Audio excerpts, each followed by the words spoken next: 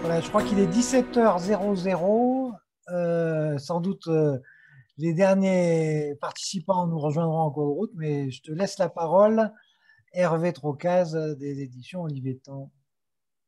Eh ben, bonsoir à tous. On est, ça y est, 99-100 personnes. C'est déjà merci à Monsieur Tyson de sa présence. On est très très heureux d'accueillir ici pour discuter de son ouvrage que je présente, voilà ici, qui est sorti il y a à peu près un mois. Question de foi, dire le christianisme autrement. C'est une coédition Olivetan et Salvatore. Voilà, plus de 300 pages. Je vais vous présenter déjà les intervenants du jour. Donc, Gerd Tyson, Guten Tag. Danke. Guten Tag, bonjour. Euh, Merci beaucoup d'avoir accepté cette invitation. Il y a aussi Jean-Marc Tétaz qui est avec nous. Jean-Marc qui n'a pas branché son micro, peut-être, non? Bon, bonjour, disais-je. Alors, Jean-Marc, est-ce que vous pouvez vous présenter brièvement? Alors, Jean-Marc Tétaz, je suis théologien et philosophe, bilingue français-allemand. J'enseigne régulièrement la théologie à l'université de Jena en Thuringe, donc au centre de l'Allemagne, le pays de Luther, si vous voulez, à peu près. Je suis originaire de Lausanne, voilà. J'ai fait une thèse en philo avec Paul Ricoeur dans le temps. Paul Ricoeur est quand même à peu près connu par ici encore. Très bien. Et puis peut-être qu'on faut présenter M. Tyson aussi un peu plus. Exactement. Alors, c'est la question que j'allais vous poser. Est-ce que vous pouvez présenter M. Tyson, que vous connaissez bien? Alors, M. Tyson est professeur émérite de Nouveau Testament à l'université de Heidelberg, dans l'ouest de l'Allemagne.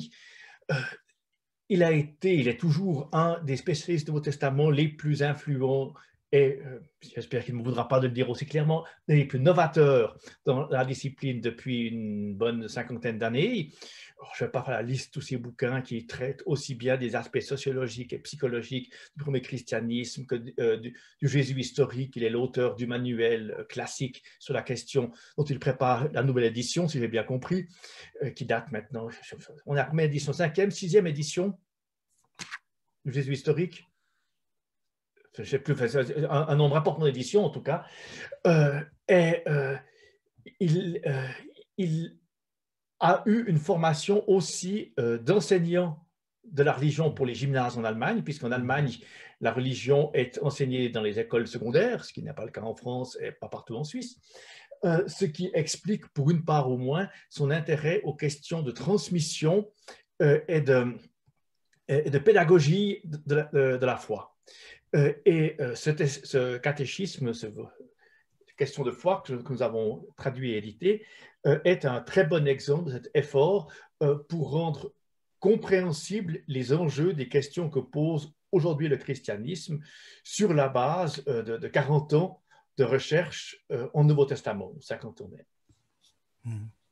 C'est un travail très conséquent, c'est presque la synthèse de toute une vie de travail, on peut dire ça? On peut dire ça. On peut dire ça, surtout que, comme le dit la postface qu'on a traduite pour l'édition française, ce livre est né en fait de questionnements, voire d'accusations adressées à Gerd Tyson il y a maintenant plus de 40 ans, et qui l'ont poussé à montrer qu'on pouvait à la fois avoir une attitude historique critique par rapport au Nouveau Testament et à l'histoire du premier christianisme, et être capable de donner un contenu positif actuel au christianisme. Exactement.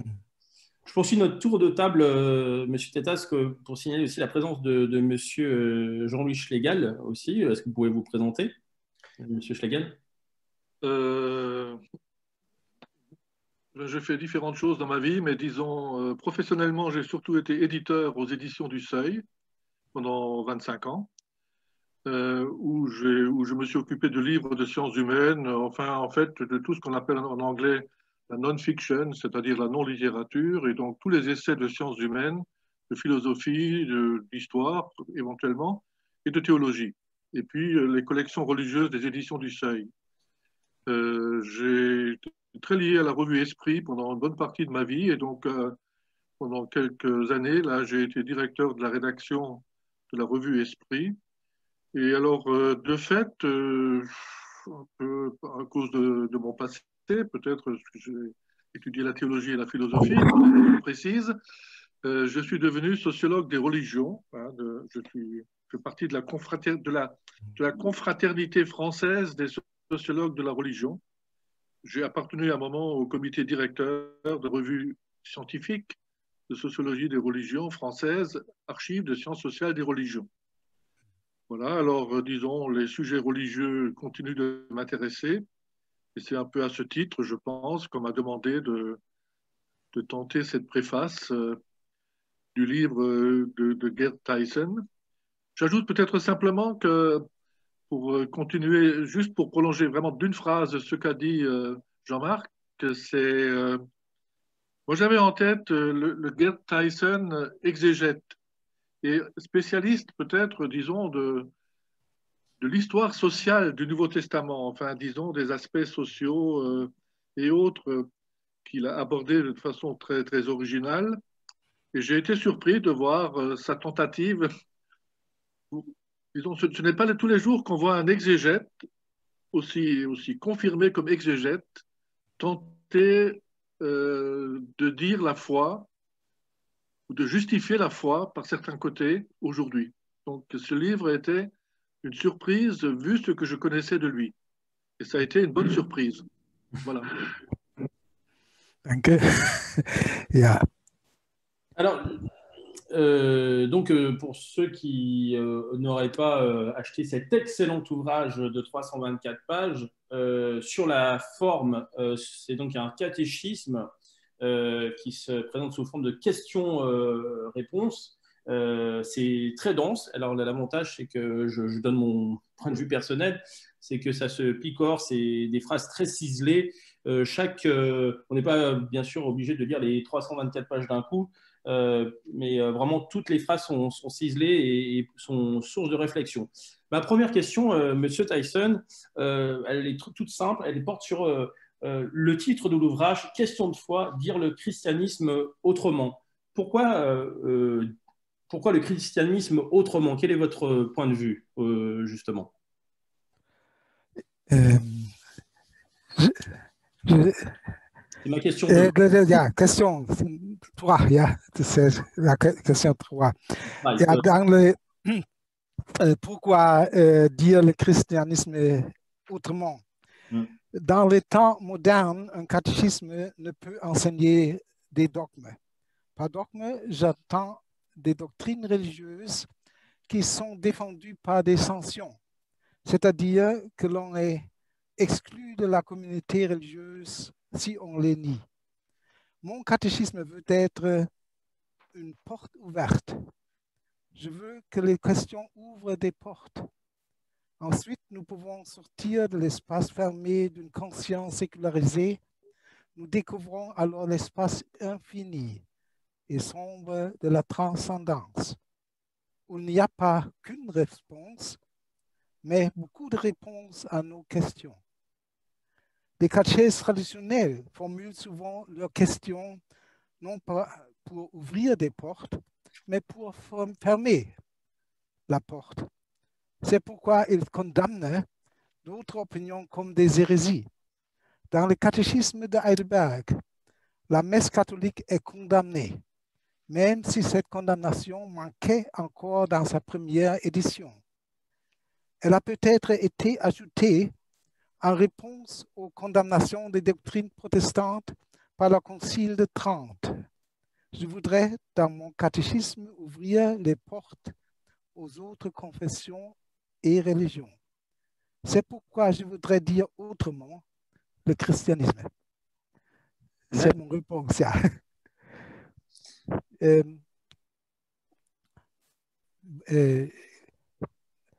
Mit der nächsten Frage. Oui. Vous vouliez dire Ja. Pourquoi êtes-vous un protestant libéral? Ja.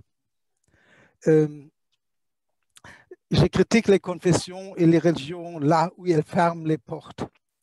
Lorsque je critique la morale sexuelle de l'Église catholique, je me sais soutenu par beaucoup de catholiques. la plupart des catholiques en Allemagne. Le triple PPP, la papauté, le prêtre, la pilule, est fatal œcuméniquement parlant. Lorsque je critique aussi le fondamentalisme protestant, beaucoup de protestants sont d'accord avec moi. Le fait que Donald Trump a été vénéré presque comme un messie par certains d'entre eux en dit assez.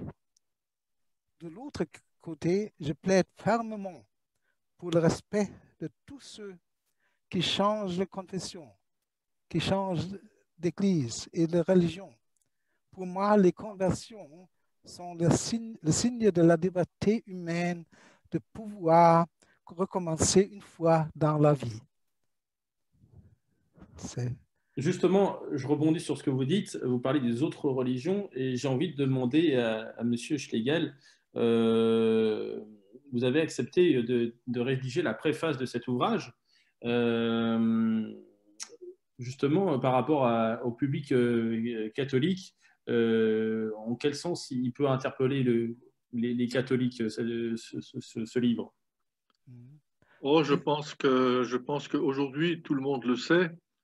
Le public catholique, il faudrait toujours mettre le pluriel. Hein. Il y a des publics catholiques sur un échiquier très très large, hein, entre les catholiques traditionalistes ou parfois intégristes qui existent, et puis d'autre part des catholiques, disons, libéraux. Hein. Il y a des catholiques tout à fait qui pourraient être dits libéraux, même si le catholicisme libéral a une très mauvaise réputation dans l'Église catholique. Mais voilà, tout existe, au centre, à l'extrême gauche, à l'extrême droite. Donc, moi, je pense que des catholiques ordinaires pourraient très bien se retrouver aujourd'hui dans dans le livre Question de foi de Gerd Theissen. Il n'y a aucun problème là-dessus. Par contre, ce sont toujours les mêmes, les plus traditionnels, bien entendu, qui trouveront ce catéchisme terriblement protestant et peut-être même hérétique. Hein. Je dirais, moi, je ferais juste une réflexion peut-être sur le fond, sur la façon d'aborder les choses qui est... il est certain que disons, ce qui manque peut-être le plus pour un catholique, c'est l'aspect des sacrements. Hein. Quand on regarde les catéchismes catholiques, on voit bien qu'il y a toujours une grosse insistance sur les sacrements, en tant que, d'une certaine manière, ils donnent le rythme de la vie chrétienne. Et disons, à l'intérieur des sacrements, je dirais même, ce qui est important, c'est l'Eucharistie aujourd'hui, depuis un certain temps, c'est l'Eucharistie, la liturgie. Hein. Pour une raison un peu sociologique, je crois, c'est que pour beaucoup de catholiques, peut-être aussi d'ailleurs pour un certain nombre de protestants français et allemands, le seul lieu de rencontre qui leur reste, c'est le rassemblement liturgique. C'est le culte pour les protestants, c'est la messe du dimanche pour les catholiques, dans une existence, la vie de beaucoup étant très sécularisée. Donc voilà la seule chose que je dirais du point de vue disons, de la tonalité générale du livre de Gerd Theissen, ça m'a peut-être frappé d'ailleurs après coup, même après avoir fait la préface, disons que les sacrements n'étaient pas tellement présents. Voilà. C'est-à-dire, au fond, ce qui est présent, c'est la parole, et non pas les sacrements. Il est quand même pas très tendre sur certains aspects du fonctionnement de l'Église catholique. Je pense la papauté, l'hypocrisie sur le célibat aussi. Oui, disons, oui, tout à fait.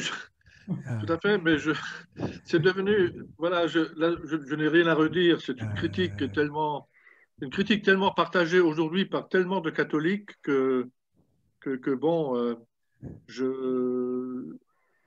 je crois qu'il n'y a pas tellement de problème là-dessus. Hein. Tout le monde peut critiquer le pape et puis tout le monde trouve qu'il y a un excès de centralisation pontificale, de centralisation romaine, que c'est devenu insupportable.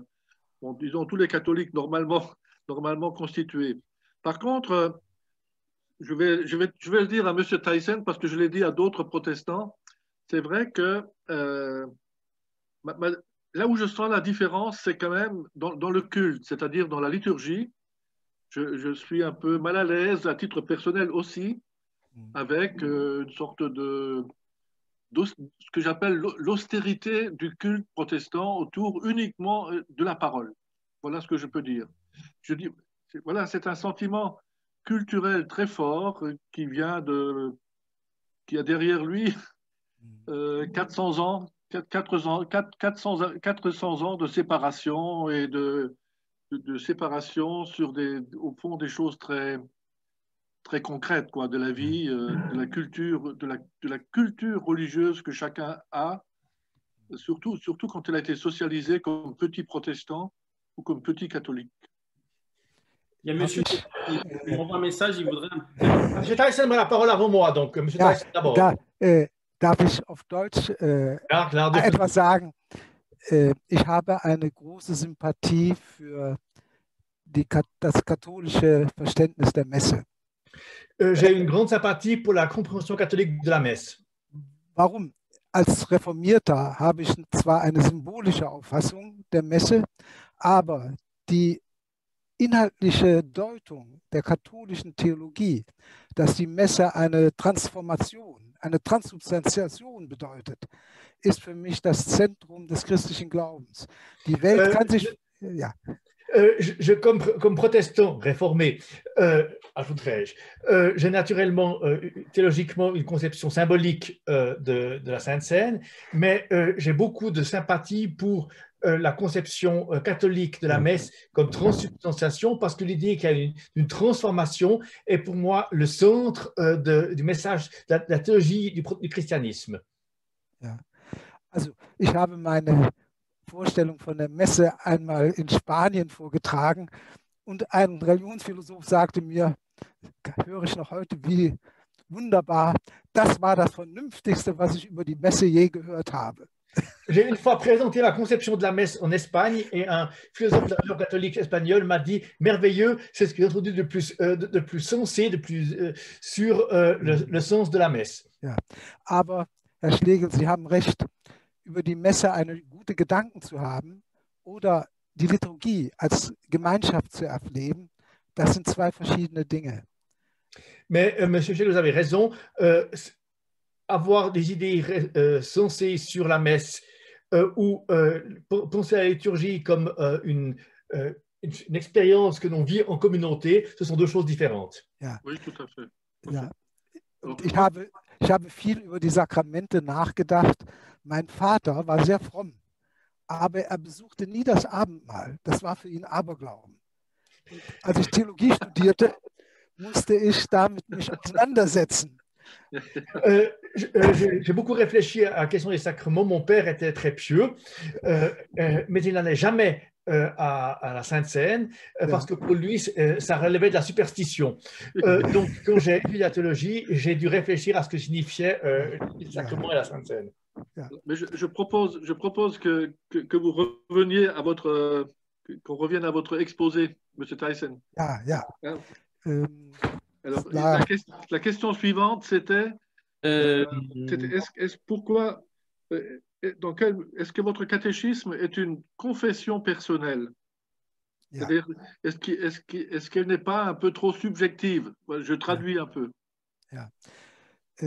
Mon catéchisme définit la foi chrétienne dans la question 2 en ces termes. La foi chrétienne est le courage de vivre et de mourir, qui est crucifié avec le Christ et ressuscite avec lui. Bien sûr, derrière une telle pensée se trouvent des expériences personnelles. La confrontation avec la mort a marqué ma vie. Pour illustrer, je raconte seulement 2 expériences. Quand j'ai eu mon baccalauréat, mon frère cadet, qui était 2 ans plus jeune, mourut. Il s'était infecté chez moi. J'étais guéri de ma grippe, mais il était mort. J'ai vécu ça comme s'il était mort à ma place. dans la période après sa mort, j'ai vu une fois en moi une image très forte. J'ai vu le crucifié et après quelques minutes, j'ai découvert subitement en lui les traits de mon frère.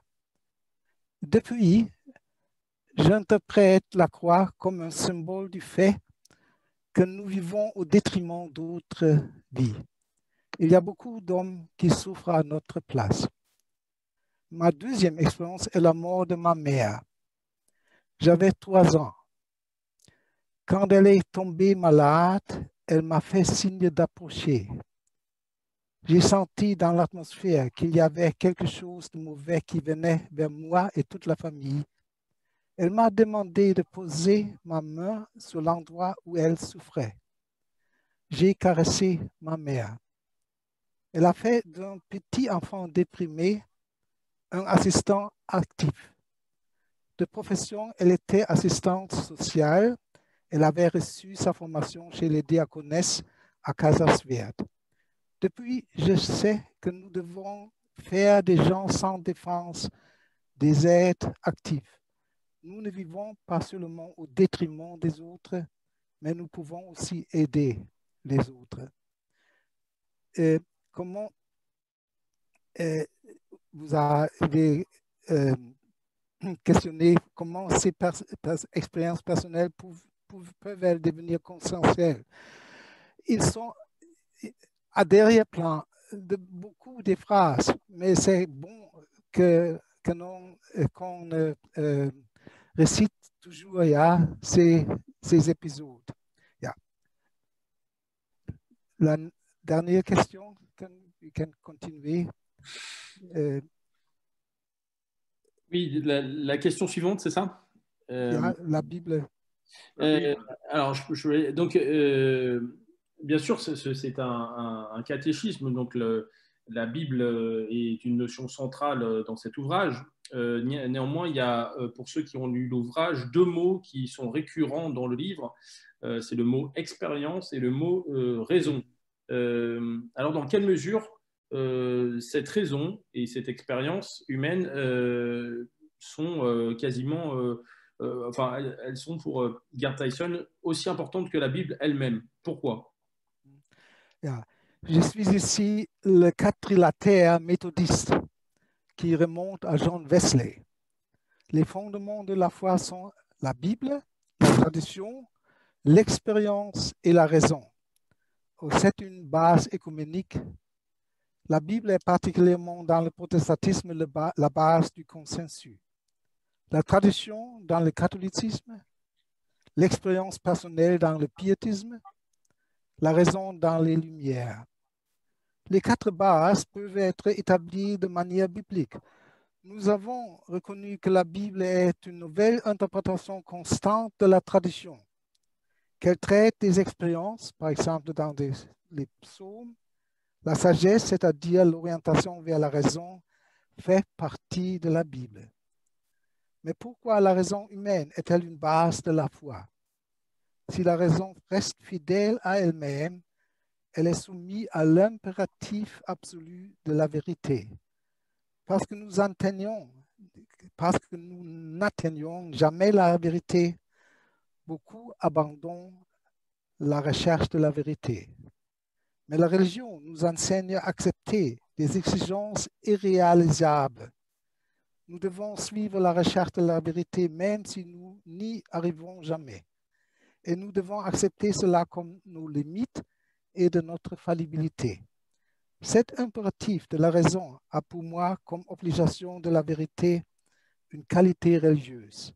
Il est la voix de Dieu. L'évangile de Jean dit à juste titre, nous devons adorer Dieu dans l'esprit et dans la vérité. Yeah. Oui, c'est vrai. Alors, sur la forme, donc c'est un catéchisme. Le catéchisme, ça existe depuis le XVIe siècle. Et à ce titre, vous citez, bien sûr, vous faites suite à d'autres auteurs que vous citez à plusieurs reprises, dont Heinrich Bürch et bien sûr le catéchisme d'Engelberg. Pourquoi, dans quelle mesure vous ont-ils influencé vos prédécesseurs? Ja. Heinrich Buhr était un disciple de Heidegger. Et en tant que pasteur protestant, il a écrit un catéchisme moderne. Il faut savoir qu'après la guerre, le christianisme a connu une pseudo-renaissance. On a renouvelé des traditions auxquelles personne ne croyait vraiment.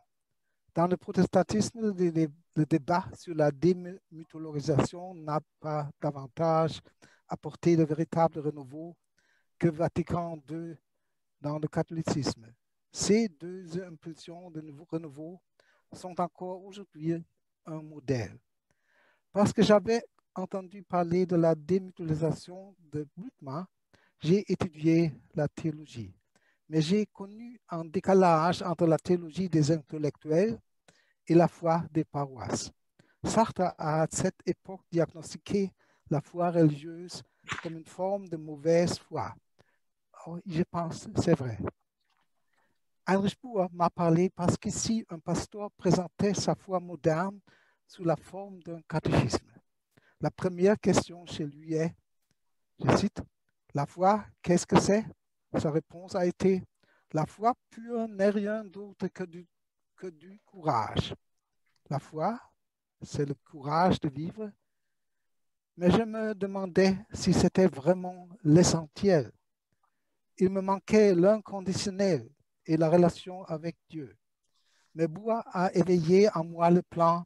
La théologie moderne doit s'exprimer non seulement dans les livres académiques, mais aussi dans un catéchisme. Cela mène, je pense, à la question suivante.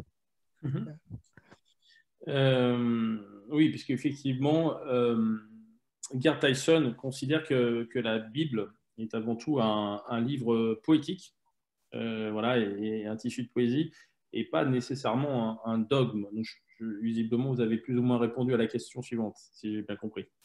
Yeah. Alors pour moi, la Bible est un tissu de poésie et de vérité. Mais la poésie n'est pas une illusion. Au contraire, elle peut révéler la vérité. J'indique 6 avantages de la poésie en tant que la langue religieuse, comme nous la rencontrons dans la Bible. Tout d'abord, la poésie offre des rôles auxquels nous pouvons nous identifier.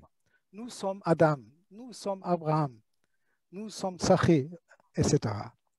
Deuxièmement, la poésie change nos émotions et nos motivations. Nous sommes transformés. La vie peut recommencer par une conversion. Troisièmement, la poésie ouvre les yeux sur la réalité, y compris la réalité de Dieu. Celui qui assume certains rôles voit la réalité différemment à leur lumière. Ceux qui sont policiers voient partout des transgressions de la loi. Ceux qui sont religieux voient partout la présence de Dieu. Quatrièmement, la poésie est toujours une valeur en soi. Ce qui est beau semble bienheureux en lui-même. Das Schöne aber scheint in sich selbst. Ja? Cela dit notre poète Eduard Mürike, aussi un prêtre protestant. C'est pourquoi tout ce qui a qualité esthétique peut devenir une référence à Dieu, car Dieu seul est en soi une valeur en soi. La poésie et l'esthétique sont un paraître, un apparaître, un schein. Dieu est être, sein. Cinquièmement, la poésie commence comme un récit. Il était une fois, etc. Ou encore, au commencement, Dieu créa le ciel et la terre. La poésie religieuse fait justice au fait que tous les débuts sont contingents, arbitraires et insondables. Ce qui est très important pour moi, c'est que la poésie nous laisse la liberté de décider jusqu'où nous voulons nous engager avec elle, jusqu'où nous sommes d'accord avec elle. La poésie n'est pas un dogme. Je suis d'accord avec Jésus. Au centre de sa prédication, il y a des paraboles. C'est de la poésie. Yeah. So, right. C'est vrai, les paraboles sont une forme de poésie aussi, qui peuvent nous rapprocher de Dieu. Je fais juste une petite parenthèse pour la centaine de personnes qui nous font la joie de partager ce moment. D'ici 10 minutes, un quart d'heure, vous allez pouvoir poser aussi des questions à Gerd Theissen aussi. Je vais aussi donner la parole à Jean-Louis Schlegel et à M. Tétaz, parce que j'ai aussi des questions à leur poser. Autre question, M. Theissen. Bien sûr, vous parlez aussi des rapports avec les autres religions, le bouddhisme. Voilà, quelle est votre position justement? Il y a un moment où j'aime bien, vous dites finalement que les chrétiens peuvent s'enrichir aussi des autres religions, tout n'est pas fermé. Si je considère la vérité comme un impératif inconditionnel, c'est-à-dire comme la voix de Dieu, la vérité est toujours aussi l'obligation de chercher à obtenir le consentement des autres. Ici aussi, il est impossible d'atteindre un plein consensus. Mais nous ne pouvons rien reconnaître comme vrai si nous n'espérons pas que d'autres puissent être d'accord. La mondialisation s'est intensifiée par la présence d'autres religions chez nous. Je ne représente pas une théologie religieuse pluraliste qui veut unir toutes les religions, mais une théologie religieuse dialogique qui fait obligation à toutes les religions à découvrir dans les autres religions quelque chose qu'elles peuvent aimer et valoriser. Si nous l'avons découvert, nous avons aussi le droit de critiquer. Certaines religions et églises sont dans un triste état, sont des maisons délabrées. On peut le dire avec bonne conscience si l'on vit sa propre religion et sa propre église comme une maison à rénover. Yeah. Alors la question suivante, numéro 10. Vous parlez aussi, alors j'ai parlé de deux mots qui revenaient souvent dans votre catéchisme. On a parlé avant de l'expérience et de la raison. Il y a un autre mot qui revient souvent, c'est la résonance. Pourquoi qu'est-ce que ce concept de résonance? Merci beaucoup. L'expérience religieuse est la quatrième base de la foi, en plus de la Bible, de la tradition et de la raison. Je reprends ainsi à mon compte l'axiome des temps modernes, à savoir que nous ne pouvons voir la réalité que de manière empirique, c'est-à-dire au moyen de l'expérience. Mais cela correspond aussi à la foi biblique. Pour elle, la réalité est contingente. Elle pourrait être différente. Par conséquent, nous ne pouvons pas connaître a priori ce qu'elle est. La contingence de toute chose nous a été apprise par la croyance biblique en la création. Derrière la réalité, il y a une volonté incontestable qui veut qu'elle soit ainsi et pas différente. Mais cette volonté contient une raison. Cette réalité est ordonnée, donc raisonnable par notre esprit. J'ai eu une de mes découvertes les plus importantes dans la bibliothèque de la faculté de théologie catholique dans le château de Bonn, où j'ai lu le livre de Ernst Toepitsch, Origine et fin de la métaphysique. Toepitsch dit « La religion projette des modèles familiers de notre vie dans la réalité. Ce sont des modèles technomorphes quand nous disons « Dieu a tout créé comme un artisan ». Ce sont des modèles sociomorphes si nous l'adorons comme le maître du monde. Ce sont des modèles psychomorphes quand nous lui attribuons l'amour et la colère. J'en ai conclu, Toepitsch refuse la religion totalement. Il est positiviste critique. Premièrement, s'il y a une vraie correspondance entre nous et la réalité qui n'est pas basée sur les projections, la religion aurait un fondement objectif.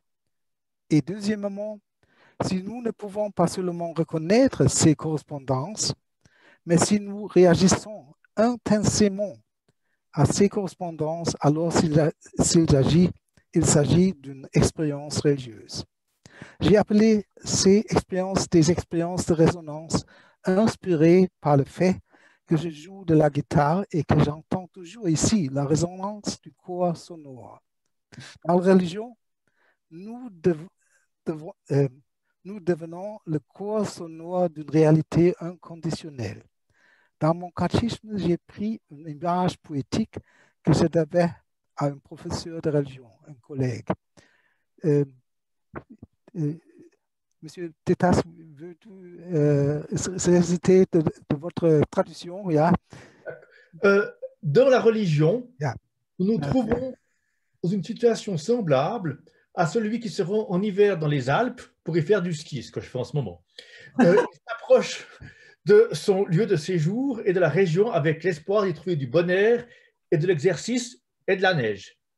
Il a besoin du paysage alpin pour récupérer.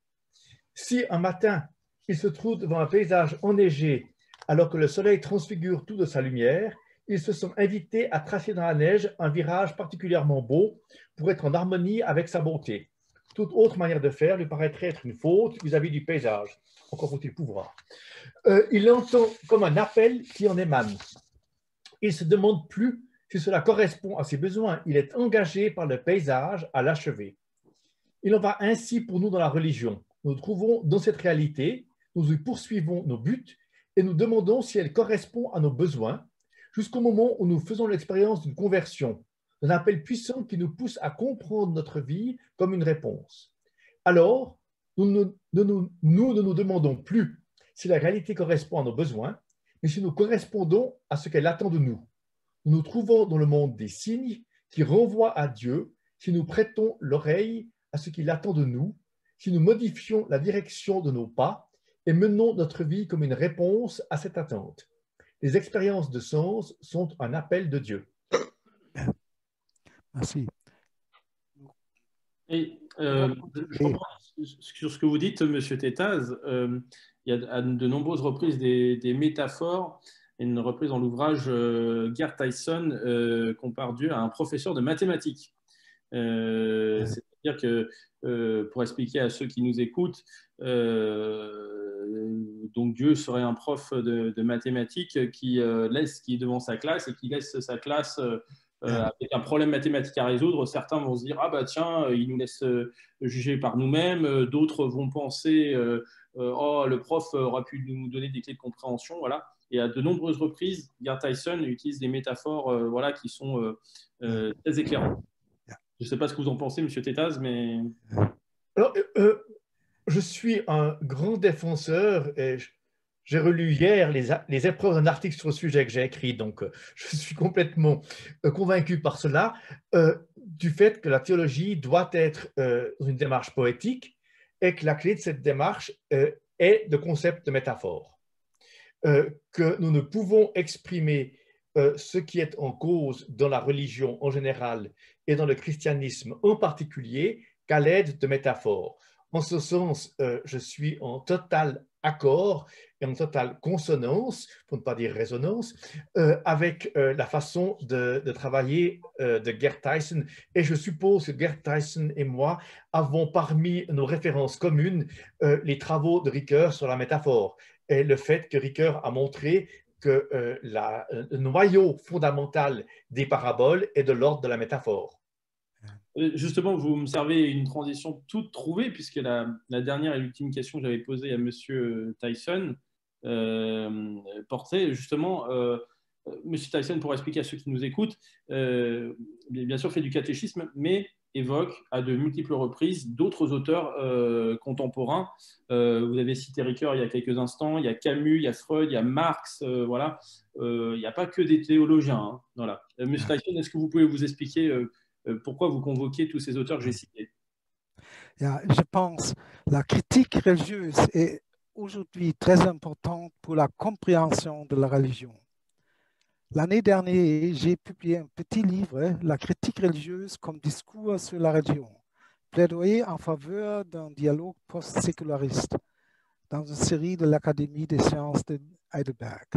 Sur ce point, ma thèse est, dans la critique de la religion, il y a toujours une contre-thèse critique pour chaque thèse critique.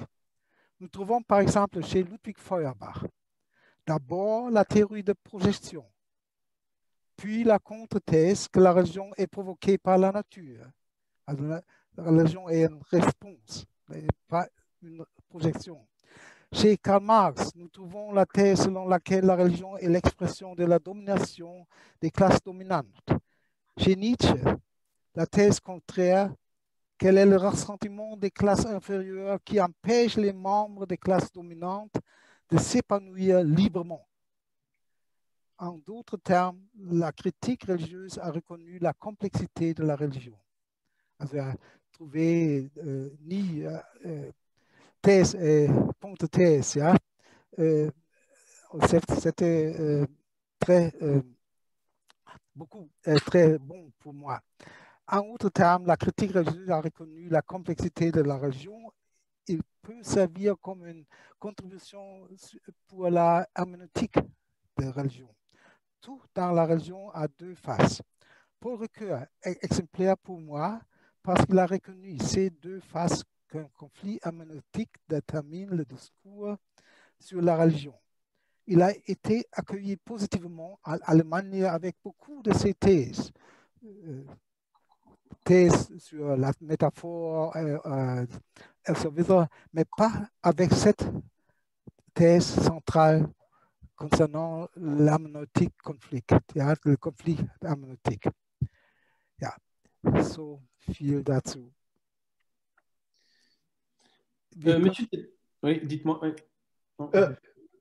Je crois que ce qu'il faut relever encore, outre l'intérêt que M. Tyson porte à Ricoeur, c'est que dès l'instant où l'on affirme, comme le fait M. Tyson, qu'il y a 4 sources, et que parmi ces 4 sources, il y a l'expérience et la raison.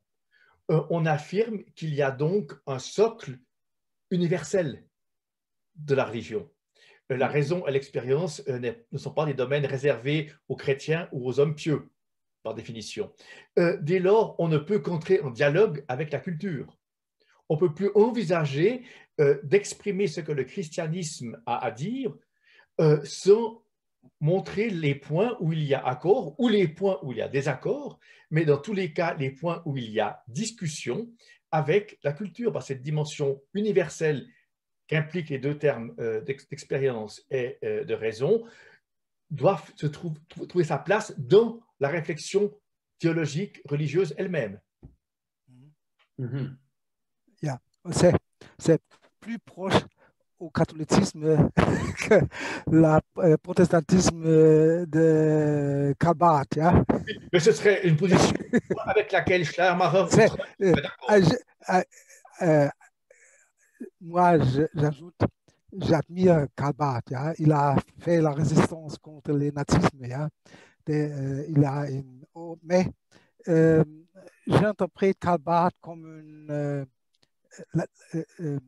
ich sage es mal auf Deutsch, ich entmythologisiere Karl Barth genauso wie ich die Bibel entmythologisiere.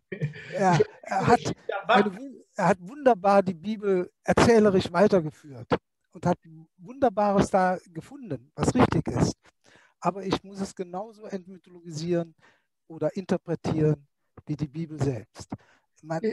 Je traduis, je démythologise Karl Barth exactement comme je démythologise la Bible. Karl Barth a merveilleusement su prolonger les récits bibliques et très souvent il a trouvé des choses absolument passionnantes et correctes dans cette manière de prolonger les récits bibliques, mais je le démythologise exactement comme je démythologise la Bible. Il faut démythologiser Barth pour pouvoir le lire aujourd'hui.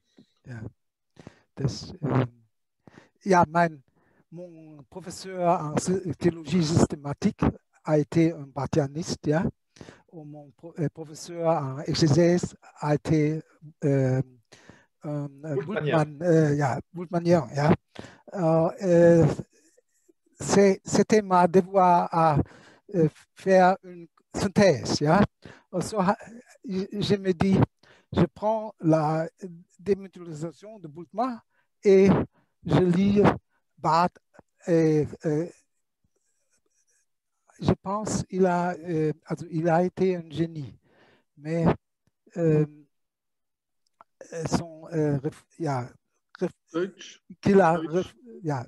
dass die natürliche Theologie, die Philosophie, ja, die an den allgemeinen Menschenverstand appelliert, dass er das nicht nur abgelehnt hat, sondern abgewertet hat, selbst wo er Ansätze davon in der protestantischen Theologie fand. Das ist Le fait qu'il a schade. refusé la théologie naturelle et la philosophie, donc ce qui a cette dimension universelle de l'entendement humain, qu'il n'a pas seulement rejeté, mais dévalué, dévalorisé, déprécié, est quelque chose qui est problématique dans le protestantisme. J'ajouterais, si Gerd Theissen me permet, que je lis volontiers Karl Barth contre Karl Barth, en m'amusant à montrer tous les modèles philosophiques cachés qu'il y a dans la dogmatique. On pourrait sans peine lire les prolégomènes comme un mélange peu orthodoxe de Cohen et de Hegel dans la structure. Et Karl Barth en était conscient, il voulait faire une thèse sur Cohen au départ, donc il savait très bien ce qu'il faisait, mais il ne le dit pas. Donc il faut lire Karl Barth contre Karl Barth souvent pour comprendre ce qu'il fait. Ja, die erste Frage von Herrn Schlegel bezieht sich ja darauf. Vielleicht gehen wir einfach zu ihr. La première question de M. Schlegel, d'abord, si le catéchisme est fortement ancré dans la foi luthérienne, ja. Là, je crois que vous avez répondu on a pratiquement répondu à la première question. J'avais juste, mais après il faudra donner la parole à nos participants. Non, j'avais cru noter, hein, je me trompe peut-être, hein, disons, je pourrais dire la chose ainsi, vous parlez de la Trinité, du Dieu chrétien, on va dire, hein, donc de la Trinité. Mais j'ai eu l'impression que, disons, la figure du Père, la figure du Père ne vous inspirait pas beaucoup, disons, elle n'était pas très présente, ou elle n'avait, disons, on pourrait dire, dans un catéchisme, il faudrait l'expliquer, hein, mais elle n'est pas très présente. Alors je me suis demandé, est-ce que c'est un peu, avec toutes les critiques qu'on entend aujourd'hui sur le Père, la civilisation patriarcale, enfin tout ça, l'autorité du Père, est-ce que quelque part vous avez voulu un peu, c'est à cause de ça que vous n'avez pas trop insisté sur cet aspect? La réticence vis-à-vis la métaphore paternelle est évidemment liée à la théologie féministe. Si je donne un sermon, ou utilise le symbole paternel, je sais que beaucoup de femmes peuvent récepter cela. Mais à certains endroits, par exemple dans l'interprétation de notre Père, le Père est un sujet dans mon catéchisme, d'ailleurs fondu avec des souvenirs de mon Père. Je commence notre Père. Cette manière de s'adresser à Dieu prend place avant chaque demande. C'est comme avec des enfants qui ne connaissent pas leur Père que par les récits qu'on leur a fait jusqu'à ce qu'ils reviennent après une longue absence et qu'ils fassent sa connaissance. Pour beaucoup, il en va ainsi avec Dieu. Ils entendent parler de lui dans des récits et espèrent qu'il se manifestera une fois dans leur vie. Par l'intermédiaire de Jésus, un Père inconnu apparaît dans notre vie. J'ajoute, je n'ai rencontré mon Père qu'à l'âge de 7 ans, quand il est revenu de la guerre de la captivité russe. En raison d'une confusion entre Theissen et Thyssen, propriétaire d'une importante industrie de guerre en Allemagne, il a été longtemps emprisonné. Mon père était professeur de mathématiques. Il apparaît encore une fois anonymement plus tard dans la question que vous avez déjà parler, ja, also le père décisif est la paix est l'arrière-plan de beaucoup de phrases, pensées, mais ce n'est pas important de parler toujours de paix. Ja? Dans les sermons, dans les prières, je parle de Dieu. J'ai une rétenance, ja, parce que je sais quelques femmes très sympathiques pour la foi chrétienne sont ja, verärgert, sont irritiert. Ja. Un peu, oui. Ja, das ist die. Wir können die nächste Frage, la question bien. Merci, c'est bien. Sur la Trinité, c'est ça, non?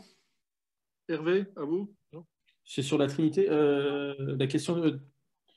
Oui, c'était sur la question. Je fais juste. C'était la question de la Trinité, mais non, mais pour l'instant, je poserai peut-être après d'autres questions. Yeah. On peut faire la question sur la Trinité. Hein, Non, mais c'est fait. Hein. Ah oui, bon, d'accord. Je fais juste une petite parenthèse parce que le temps s'écoule et ça fait déjà 50 minutes qu'on est ensemble. Nadine me dit, voilà, qui est l'administratrice, voilà, vous pouvez commencer à poser des questions. On ne va pas tarder à poser des questions à Gerd Tyson. On en a parlé au début. Vous inscrivez, M. Tyson, vous êtes définissez comme quelqu'un de libéral. Vous avez une perspective libérale du protestantisme. Est-ce que vous n'auriez pas pu vous poser la question de ce qui manque à la foi protestante pour que l'attraction et la tentation du fondamentalisme soient si puissantes de nos jours?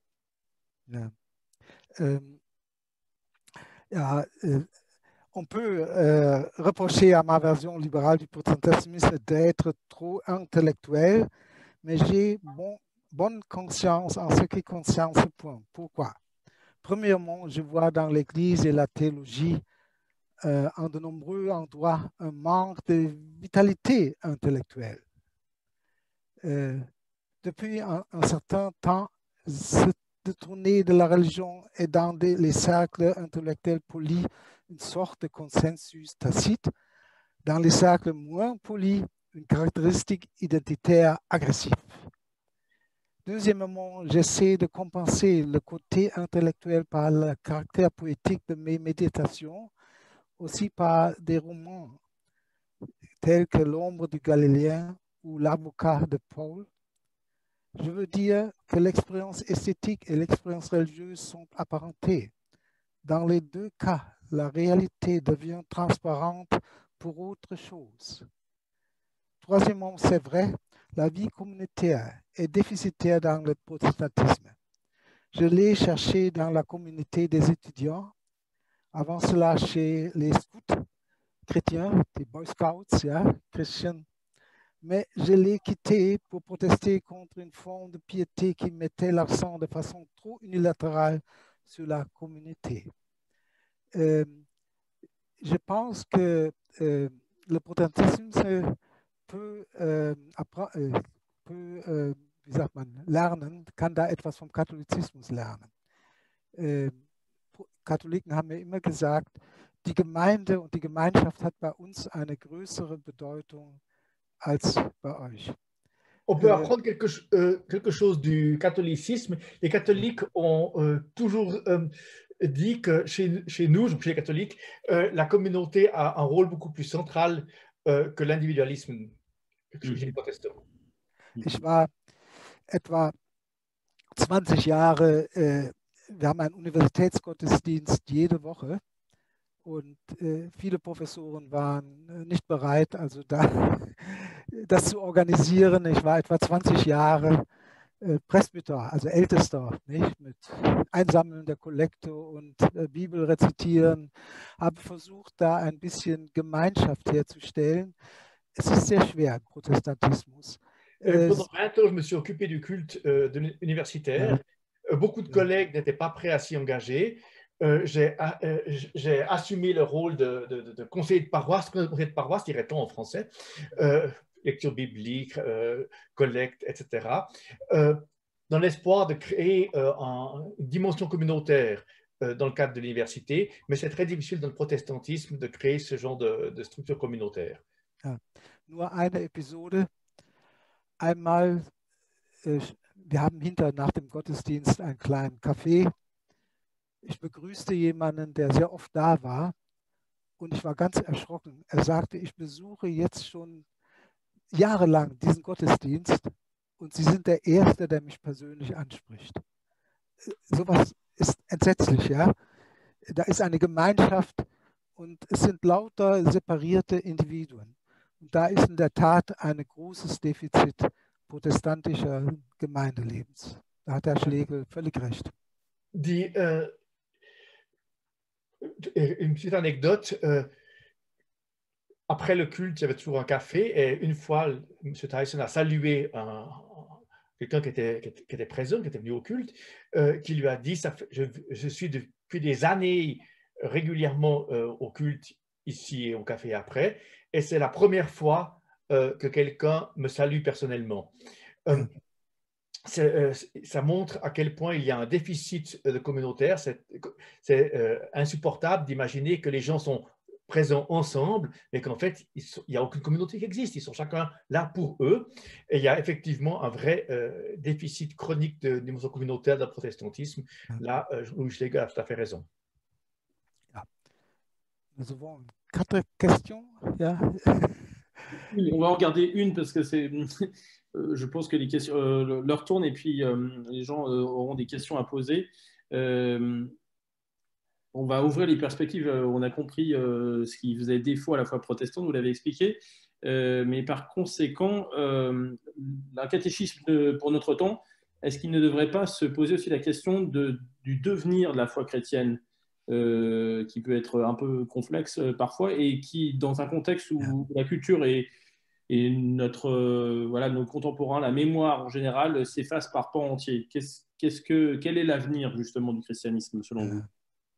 Also, le diagnostic est juste. Dans les sociétés européennes développées, le christianisme s'estompe. Quand j'étudiais, beaucoup de mes camarades d'études se sont détournés de la théologie parce qu'ils voulaient changer le monde. Je m'attendais alors à la fin du siècle, l'Église est peut-être encore 20 de ses membres et je suis surpris qu'elle n'ait pas perdu davantage de membres en Allemagne. Mais elle est incontestablement devenue une minorité. Notre société et notre culture ont toutefois besoin de cette minorité. Pourquoi? Permettez-moi de revenir sur l'impératif inconditionnel de la vérité, dans lequel j'entends la voix de Dieu. La vérité est une adequatio intellectus ad rem, une correspondance de l'esprit aux choses. Bien qu'elle soit inatteignable, elle nous engage. Elle n'engage pas seulement notre pensée, mais toute la vie. Comment toute notre existence peut-elle être une adequatio vitae ad Deum, une correspondance de la vie à Dieu? La religion chrétienne dit que nous n'obtiendrons jamais cette correspondance ou cette adéquatio ad Deum, cette correspondance à Dieu par notre action. Mais elle nous est donnée par grâce et en latin, sola gratia, sola fide et sine lege. Et c'est une vérité nécessaire pour vivre dans ce monde. Ja. Gut. Wir haben nous allons passer aux questions. J'aimerais me faire un petit plaisir personnel. Ja. On va lire un passage, on parle beaucoup. Voilà. Est-ce que je peux lire un passage de votre livre? Est-ce que ça vous dérange? Ja, Vielleicht muss das übersetzt werden. Ja. Fragt ob eine Stelle aus Ihrem Buch vorlesen. Ja. Donc, je voulais expliquer le livre. Il fait 300 pages. Il y a la préface de Jean-Louis Schlegel, voilà, de l'éditeur, voilà. Et il y a un long, à partir de la page 286, il y a la postface où vous expliquez un peu votre point de vue et votre démarche. Et comme je le disais au préambule, bravo à M. Tétaz qui a fait un formidable travail de traduction. Les phrases sont extrêmement bien traduites et la pensée de Gerd Theissen, voilà, on voit bien que c'est la résultante d'un travail de toute une vie. Et donc, il y a la question 43 et voilà comment vous y répondez. Donc, la question 43, c'est comment entrons-nous en contact avec Dieu? Je vous laisse apprécier la pensée de Gerd Theissen. Dieu touche notre cœur lorsque nous sommes étonnés que quelque chose existe plutôt que rien.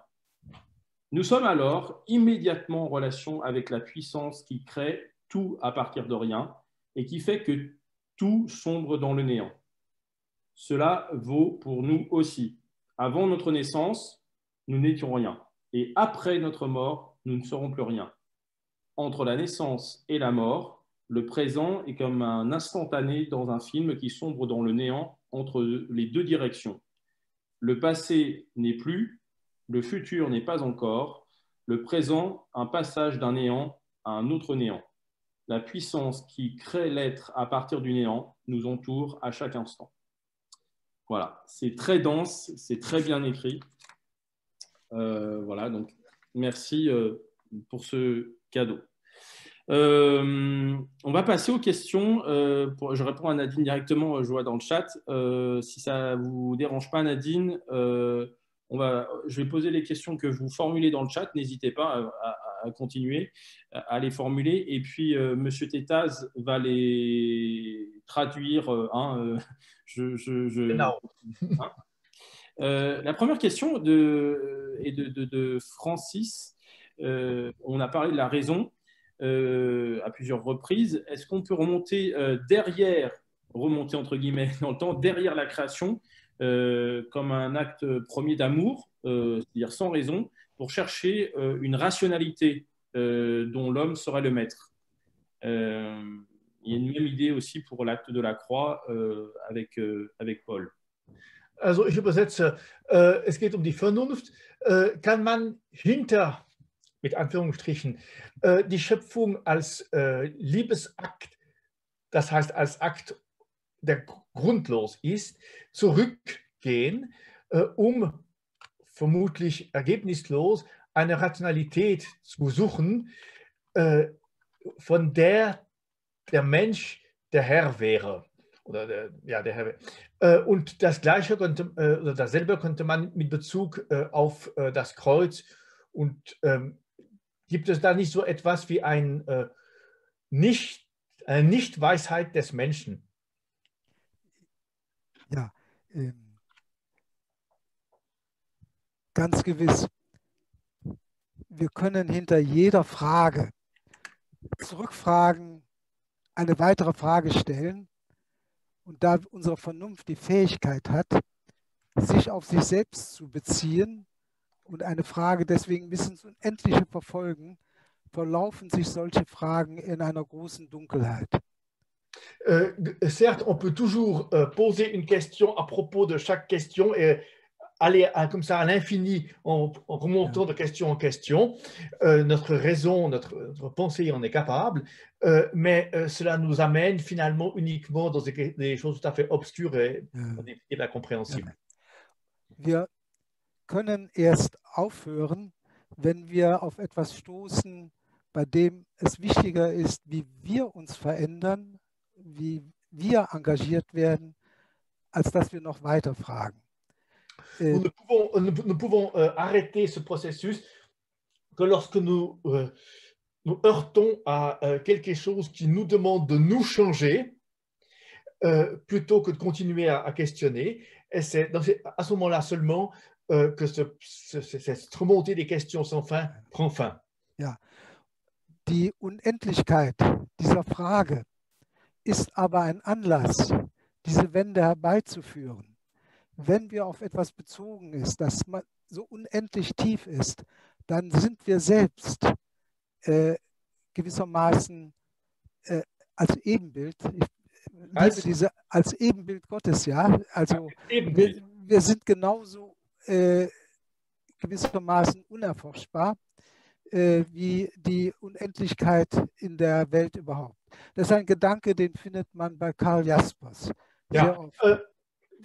Alors, quand on se trouve confronté à cette infinitude des questions qui ne cessent et qui peut toujours porter plus loin, on se rend compte aussi que nous sommes nous-mêmes un tel questionnement infini pour nous-mêmes et pour les autres, j'ai envie de dire, et que c'est en fait de nous-mêmes qui sommes comme image de Dieu, en allemand on dit Ebenbild, comme image de Dieu, nous sommes ce questionnement infini pour nous-mêmes et pour les autres.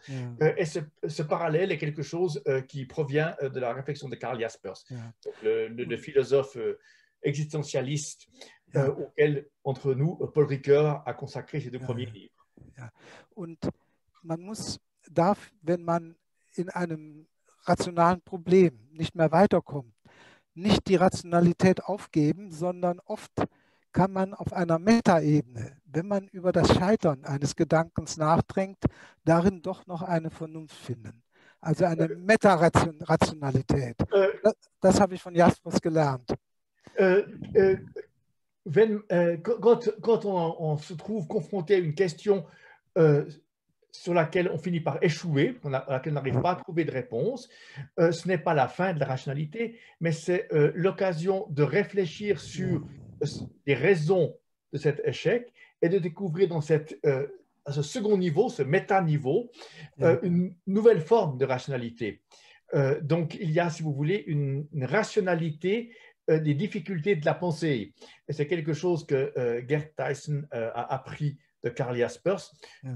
Un autre, on peut de rester là-bas, un autre qui a compris la même chose de Karl Jaspers, c'est évidemment Paul Ricoeur, avec le rôle fondamental de l'aporie dans sa réflexion. Parce qu'il y a vraiment une structure de la pensée là. Meta-Rationalität ist die eine Ebene. Eine zweite ist, wir erkennen in der Suche nach etwas eine Rationalität, unabhängig davon, ob wir etwas finden.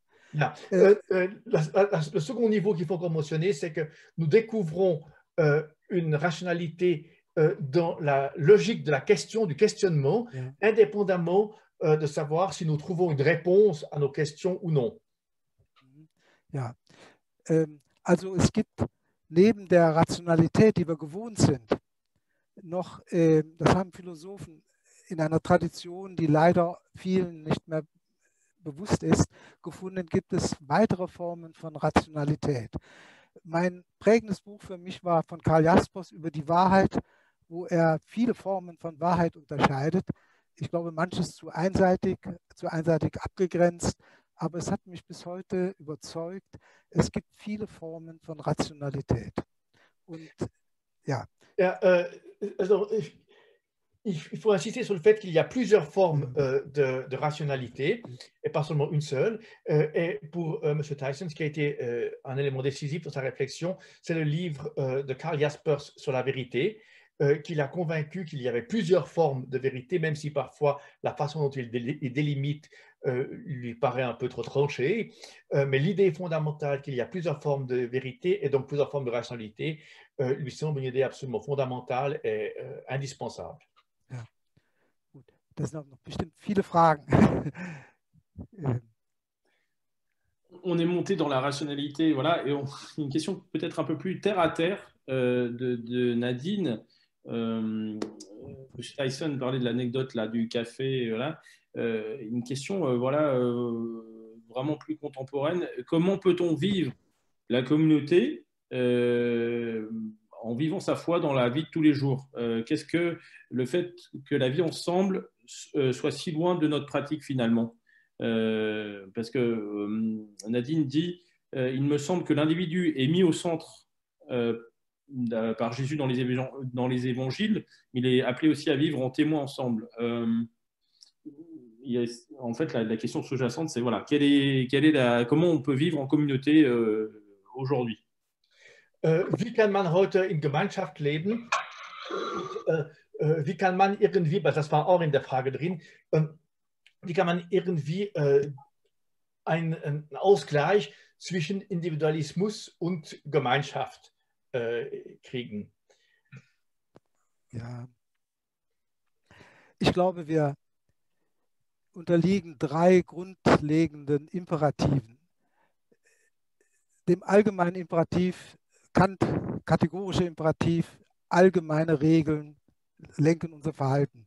Zweitens gibt es den Imperativ des Nächsten, die Nächstenliebe, die steht durchaus in Spannung mit diesem allgemeinen Imperativ. Manchmal muss ich allgemeine Normen brechen, um einem konkreten Menschen zu helfen. Und es gibt einen dritten Imperativ, nämlich sich selbst treu bleiben, seine Identität wahren. Manche sagen auch Selbstverwirklichung. Auch sie steht in Spannung zu den allgemeinen Imperativen und zu der Verpflichtung gegenüber den Nächsten.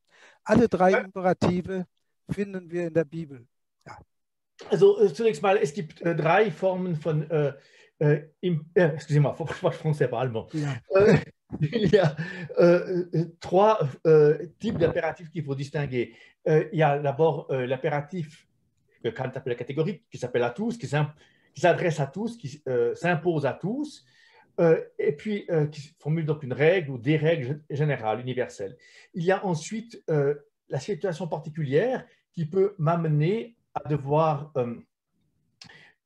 violer l'impératif catégorique, général, pour aider, pour venir en aide, pour intervenir au profit de quelqu'un.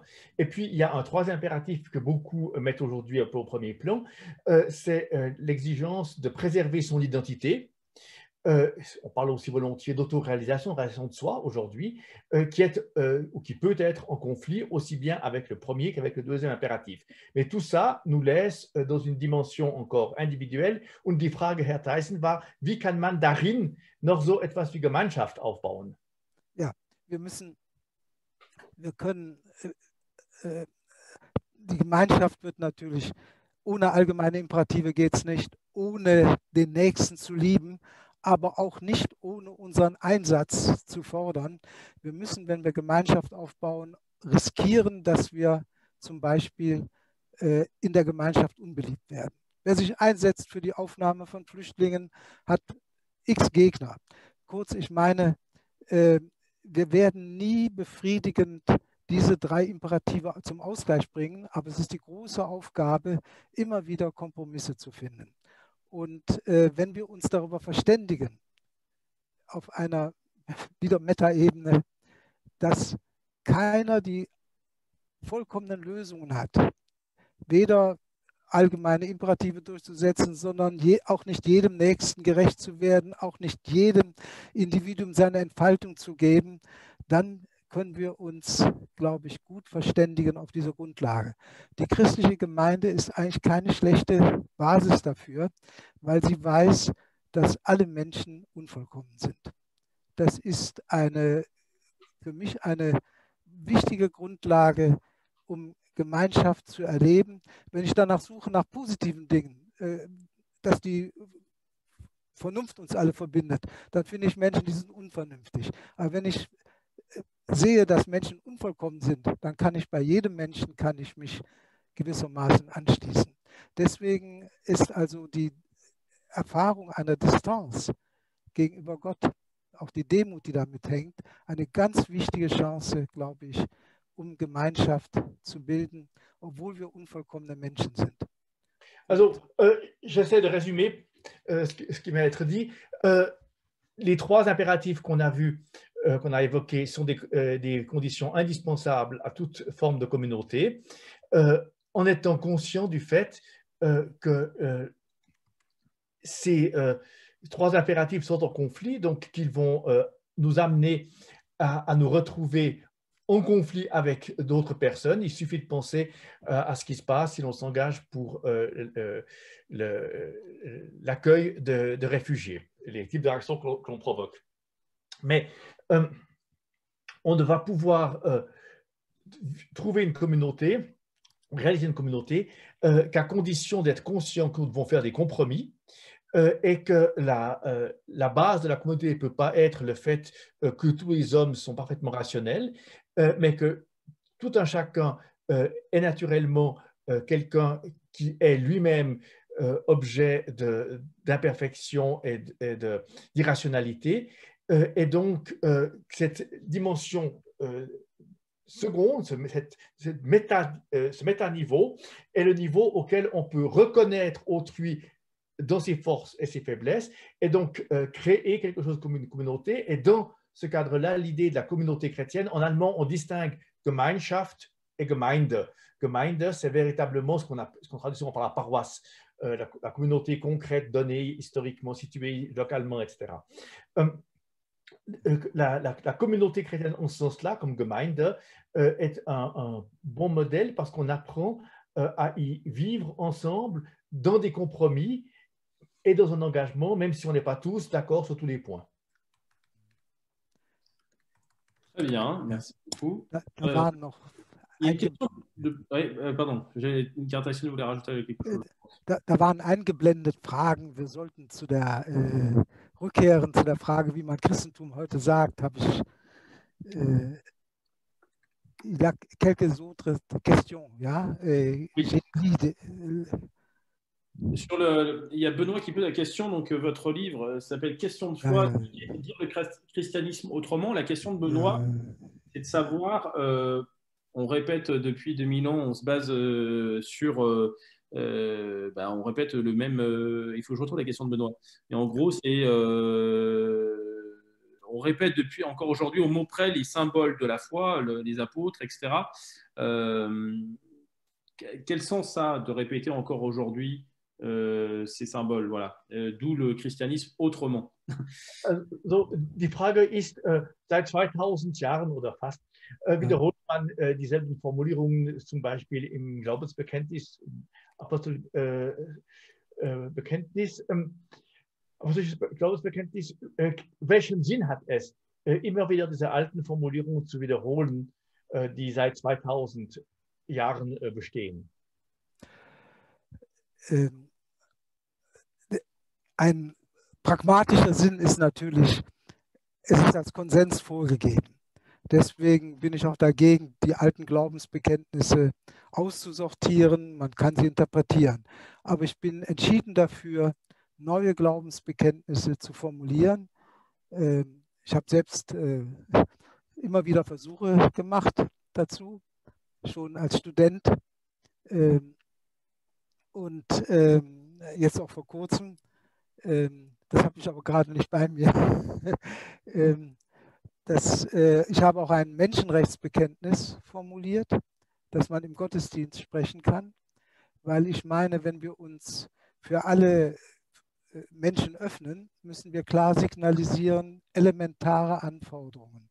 Wir wollen keine Menschen haben, die gegen elementare Rechte verstoßen.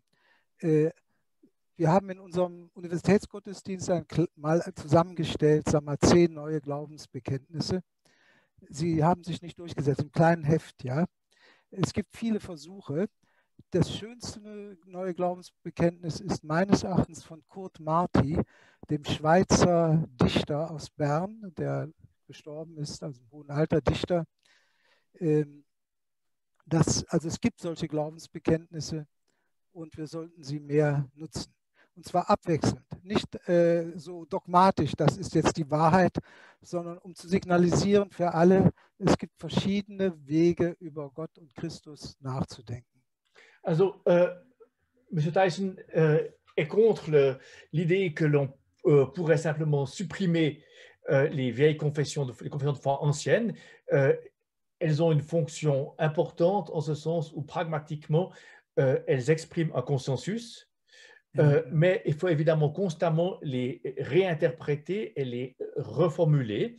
Et en ce sens, M. Tyson a lui-même formulé, depuis ses études déjà, des confessions de foi. Il vient d'en formuler aussi une nouvelle, qu'il n'a pas sous la main en ce moment. Il insiste aussi sur le fait de l'importance qu'il y a. Ils avaient formulé, si j'ai bien compris, dans le culte universitaire de Heidelberg, une confession des droits de l'homme qu'on pouvait réciter ensemble dans le cadre cultuel, parce qu'il est important que l'on insiste sur le fait que nous ne voulons pas de personnes qui violent consciemment les droits fondamentaux des individus. L'importance essentielle qu'il y a pour M. Tyson est d'être conscient qu'il y a constamment de nouvelles tentatives qui sont faites, de nouveaux essais qui sont faits pour formuler des confessions de foi. À Heidelberg, ils avaient édité un petit cahier avec une dizaine de confessions de foi contemporaines, et à ses yeux, la confession de foi contemporaine la plus réussie est celle du poète et théologien bernois, Kurt Marti, qui est décédé, je crois, l'an dernier, si je me rappelle bien, qui a formulé une confession de foi contemporaine. Donc, il y a un équilibre à avoir entre les confessions de foi historiques et les confessions de foi contemporaines. Il y a une question de Léonard concernant les églises réformées et évangéliques. Est-ce qu'il pense que les églises protestantes réformées peuvent intégrer l'aspect émotionnel qui semble effectivement trouver un écho un peu plus favorable chez nos contemporains, notamment avec le succès que remportent les églises évangéliques qui semblent être plus dynamiques que les protestantes réformées? Donc, la question porte sur la relation aux évangéliques avec le Diagnostik auf Deutsch. Die Frage geht auf die Art und Weise, wie und ob man auch die evangelikalen Christen in die reformierten Gemeinde integrieren kann, mit folgender Analyse. Die evangelikalische Frömmigkeit ist viel emotionsbetonter als die reformierte. Und ob diese Emotionsbetonung in einen reformierten Gottesdienst, eine reformierte Gemeinde integriert werden kann und wenn ja, wie? Ja, ich komme ja aus einer reformierten Tradition und es ist ganz richtig, gerade weil Reformierte ein liturgisches Defizit haben, gibt es gerade in reformierten Gemeinden oft eine große Offenheit für Experimente. Wir müssen es mal anders probieren. Gerade weil man sich dieses Defizits bewusst ist. Ich kann nur sagen, was ich probiert habe. Ich habe Musikmeditationen entworfen, weil ich zufällig eine gute Violinistin als Doktorandin hatte und habe sie mit Gitarre begleitet. Und das war immer so, wir haben ein Bild an die Wand gestellt, also aus der Kunst oder anders, dann einen Text dazu, entweder waren das Gedichte oder oft von mir Meditationen formuliert, wie Sie aus dem Katechismus kennen. Einige sind in den Katechismus eingegangen und dann haben wir sie stehen lassen und ein Musikstück gemacht, damit man Bild und Worte verarbeiten konnte. Und das immer thematisch zentriert. Zum Beispiel, weil wir gerade das Thema Glaubensbekenntnisse haben, habe ich einmal Glaubensbekenntnisse zusammengestellt bis in die Gegenwart. Also vom Philipper-Hymnus des Paulus, ja, bis in zu Versuchen von Kurt Marti, das ich sehr schön finde, oder eigenen Versuchen aus meiner Studentenzeit. Das sind, und die waren immer, kamen sehr gut an. Das Problem ist, man kann es nicht jeden Sonntag machen. Das haben wir 4-mal im Jahr fertiggebracht. Ja? Also solche Ästhetik ist im Protestantismus insgesamt eigentlich sehr willkommen. Sogar habe ich den Eindruck, dass ich manchmal dafür werben muss, vor allem die Predigt ästhetisch zu gestalten und nicht nur den liturgischen Rahmen. Nicht? Man hat diesen Mangel empfunden.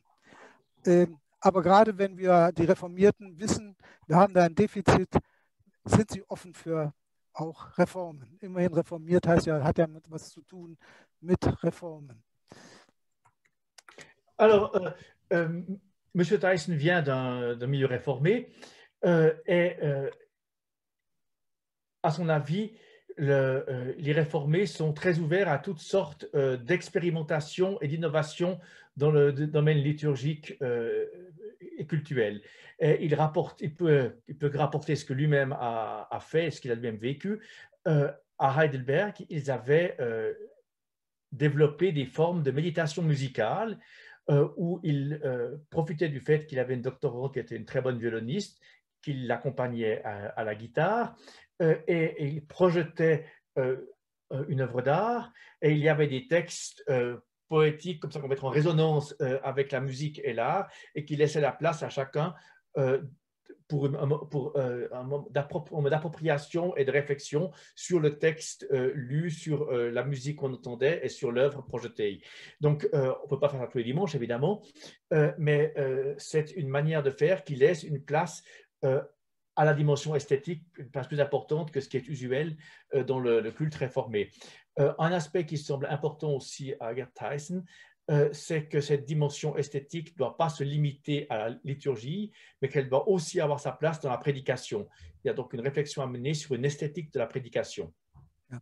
Ich sollte einen zweiten Weg nennen. Eine andere Doktorandin auch von mir hat sich von Katholiken in Meditationstraditionen einführen lassen und macht seitdem sehr erfolgreich, übrigens in einem protestantischen Ordensgemeinschaft, die nach der Benediktinerregel lebt, in Schwanberg, macht sie Meditationskurse. Wir haben uns lange darüber unterhalten, was unterscheidet solch eine Meditation vielleicht von den traditionellen. Sie sagt, ganz wichtig ist, protestantische Meditation muss das Wort ernst nehmen, vom Wort ausgehen. Zweitens, wir wollen keine spirituellen Führer werden, die also zwischen Gott und den Menschen stehen, sondern wir wollen zur selbstständigen Meditation der Worte anregen, wollen aber katholische Meditationsführer auch. Drittens, wir wollen nicht ein Bewusstsein, wir sind die Elite und die anderen sind also defizitär, wir, die die Meditation haben. Ich halte auch das für einen vernünftigen Weg, richtig Meditation üben. Das ist in der katholischen Tradition lebendig geblieben, aber typisch ist, inzwischen ist die Meditationsschule, in der Sie bei den Katholiken gelernt haben, aufgelöst worden vom Freiburger Bischof, existiert nicht mehr. Es existiert jetzt nur vor allen Dingen, sagen wir mal, diese protestantische Linie. Da können wir aber viel auch vom Klosterleben lernen. Das ist un autre exemple est l'exemple d'une autre doctorante de M. Theissen qui avait fait une formation à la méditation dans les milieux catholiques et qui donne des cours de méditation comme beaucoup de succès dans une communauté protestante à Spangenberg qui vit selon la règle bénédictine. Et elle a formulé un certain nombre de points importants pour une reprise protestante de ces pas de méditation. J'avoue, j'ai oublié le second en écoutant M. Theissen. Le premier était évidemment l'importance de la référence à l'écriture dans la pratique protestante de la méditation. Le troisième point était qu'il fallait éviter que l'on développe une conscience élitaire ou élitiste quand on fait de la méditation par rapport à ceux qui n'en font pas. Peut-être que M. Theissen peut me rappeler quel était le deuxième point de cette liste. Et pour finir, il relevait donc l'importance d'apprendre d'autres confessions, des pratiques de ce type-là, mais que, ironiquement, l'école de méditation où cette étudiante avait été formée a été entre-temps fermée par l'archevêque de Fribourg-en-Brisgau. Et donc, cette pratique de la méditation ne vit plus que dans ce cadre protestant dans lequel elle a été importée de façon secondaire. Ja, und ein dritter Weg halte ich für die Gemeinschaftsbildung ganz wichtig.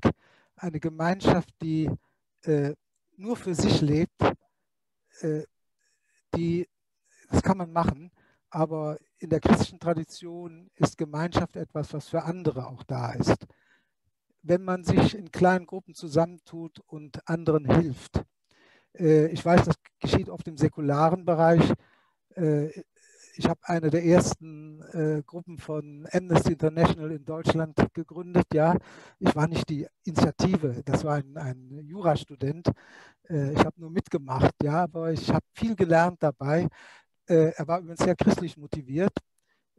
Und wenn man sich zusammentut, um eine kleine soziale Projekte zu machen, und da gibt es an vielen Stellen, das schafft Gemeinschaft und das gibt auch das Gefühl, dass man für andere da ist, das macht das Leben sinnvoll. Und viele sind bereit, glaube ich, auch da mitzumachen. Das Problem ist, dass bei solchen Engagements viele nur begrenzt, also mitmachen wollen. Jeder kennt das, wenn er in einer Gruppe Verantwortung übernimmt, dann klebt diese Verantwortung an ihm.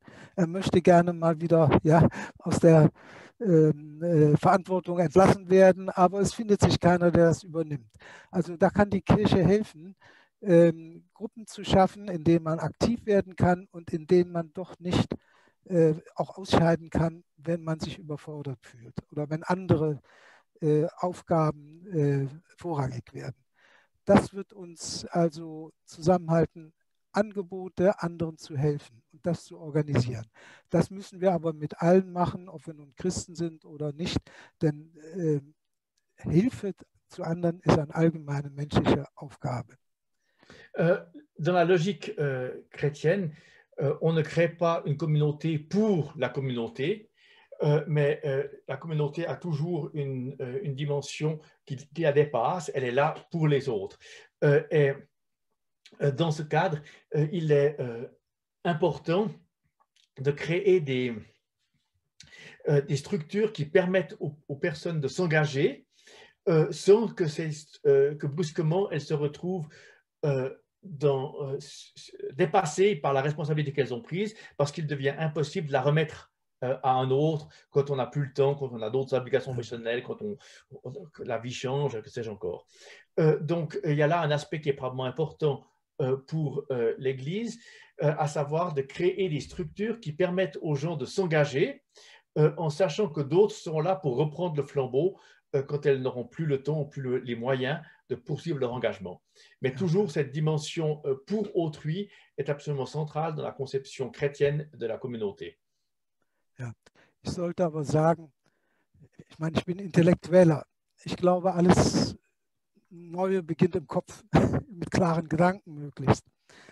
Die theologische Aufgabe ist nicht zu unterschätzen. Ich nehme ein Beispiel, das wird immer wieder genannt. Viele sind erstaunt, weil ich so ein liberaler Theologe bin, dass ich die Trinitätslehre vertrete und verteidige und werbe für sie. Warum? Ich glaube, diese klugen patristischen Kirchenväter, das waren so Intellektuelle wie ich, stelle ich mir vor, die haben in ihr eine Grundstruktur jeder Religion erkannt und auf formale Begriffe gebracht. Jede Religion beginnt irgendwo an einem konkreten Ort, wo sich die Transzendenz offenbart oder konzentriert. Jede fragt darüber hinaus auf eine unendliche Tiefe. Also jede hat einen Ort der Offenbarung, das ist die zweite Person der Trinität. Jede fragt nach einer Tiefe, die da in ihr erscheint, die erste Person der Trinität. Und jede verspricht, dass man durch diesen Bezug eine Verbindung zu allem findet, vor allen Dingen zu denen, die ähnlich auf Gott ausgerichtet sind. Das ist die dritte Person, der Heilige Geist. Ich bin also überzeugt, dass die Kirchenväter, deswegen bin ich gar nicht gegen diese Dogmen, nur dass sie nicht mit Sanktionen bewährt werden sollen. Da steckt eine Weisheit drin. Und die haben eine Grundformel gefunden für religiöse Erfahrung und für die Struktur der Religion überhaupt. Ich verwundere immer damit, wenn ich vor Pastoren rede, oh, wie altmodisch, der will die Trinität retten. Ja? Ich glaube, diese patristischen Theologen waren ungeheuer kluge Leute und ich habe manchmal eine überraschende Weisheit bei ihnen gefunden. Deswegen die theologische, die intellektuelle Aufarbeitung unserer Tradition, auch philosophische, ist ganz wichtig. Also, Gerd Thijssen souligne l'importance de la dimension intellectuelle, du travail intellectuel. Toutes les innovations, toutes les grandes idées commencent par un travail de réflexion intellectuelle. Et il prend comme exemple de cela la doctrine de la Trinité telle que les pères grecs l'ont formulée, dans laquelle il voit quelque chose comme une structure universelle de toute religion qui a été pour la première fois amené à l'expression conceptuelle par les pères grecs, à savoir toute religion commence par un lieu qui est vécu comme un lieu de révélation. C'est la deuxième personne de la Trinité, mais ce lieu de révélation est la révélation d'une profondeur tout autre, fondamentale. C'est la première personne de la Trinité et elle promet de créer des relations avec tous les autres et en particulier avec tous les autres qui font eux aussi une expérience religieuse de ce type-là. C'est la troisième personne de la Trinité. Il y a donc là une structure qui a été formulée par les pères grecs, mais qui est beaucoup plus universelle que simplement le problème théologique concret des pères grecs. Et cela montre bien l'importance du travail de pénétration intellectuelle pour comprendre les enjeux qui se posent au christianisme aujourd'hui. Ja.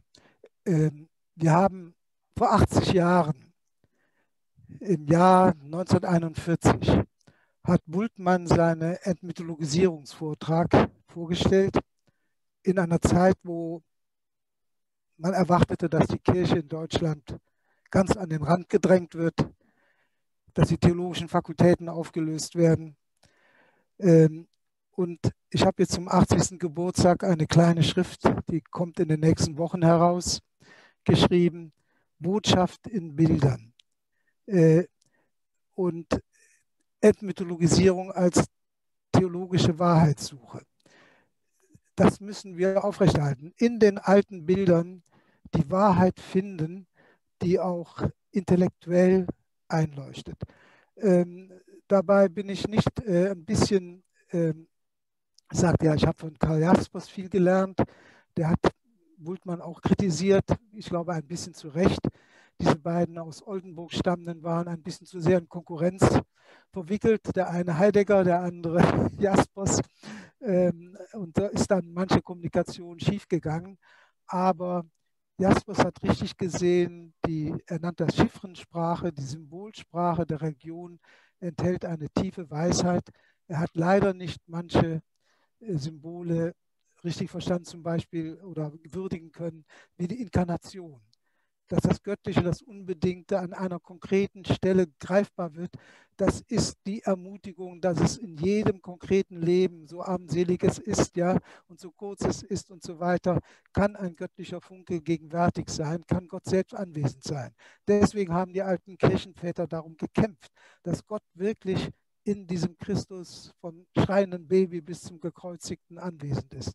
Und die Weisheit dieser Bilder zu entfalten, ist meines Erachtens eine große Aufgabe der Kirche.